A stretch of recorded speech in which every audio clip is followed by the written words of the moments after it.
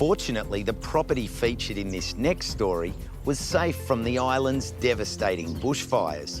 And as the community starts to rebuild, we hope you might be inspired to visit this beautiful place. Just off the coast of South Australia is a very special place that draws around 140,000 visitors a year, all keen to take in its awesome natural beauty.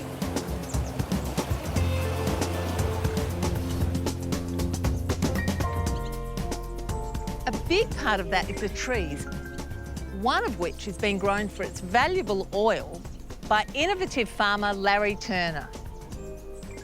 The tree we're standing under at the moment, it's called a kangaroo island narrowleaf mallee, common name.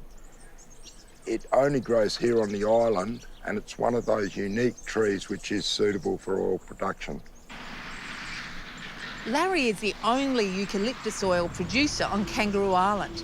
But back in the 1930s, business was booming. The history of the industry here on the island started back in the 1880s, and there was a company in them early days that really set up the development of the eucalyptus oil industry while farmers were clearing their land. We had a depression then too, so here was a product where people could go out, use very basic equipment, and then actually a company guaranteed to buy their oil off them. So the 1930s saw 48 distilleries with 600 men. So it was a major industry, but it never got into mechanical harvesting. So it was always an industry where it was always relied on manual labour.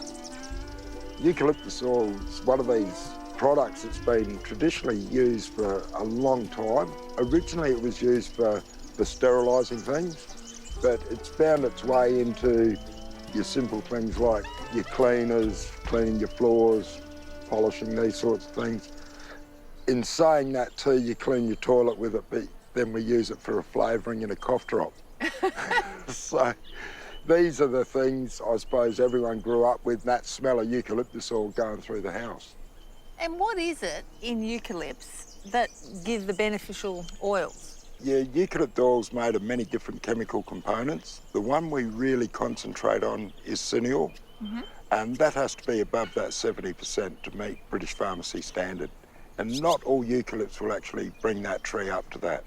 We did a selection process where we went through and sampled 240 of these individual trees across the property, analysed them, but only selected 10 based on their oil components and yields.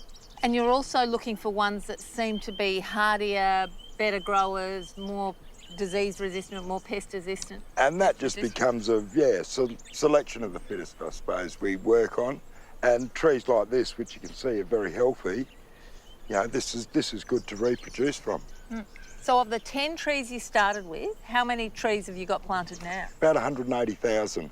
So we've extended out. And it's quite interesting because those 180,000 trees, all the seed would have fitted into 2 matchboxes. So the seed is very, very fine.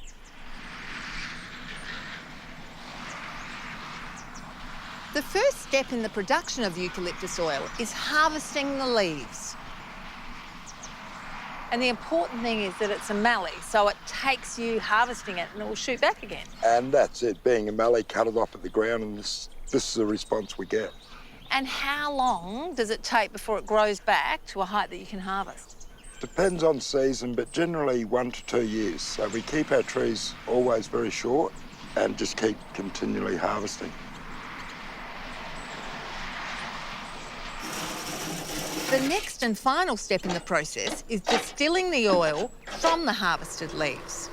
So we place a grate on top of the bin so the leaf cannot fall out. And then we simply turn the bin upside down onto a big pot in the ground which is full of water with a fire going underneath.